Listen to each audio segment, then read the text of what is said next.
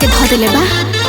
ए कबो एने टोवेला कबो ओने टोवेला कके खूब बोल जोरे छतिए पसोवेला। ओहे मनावे हनीमून सखे, ओहे मनावे हनीमून सखे। देवरे दबावे बहलून सखी, देवरे दबावे बहलून सखी, देवरे दबावे बहलून सखे।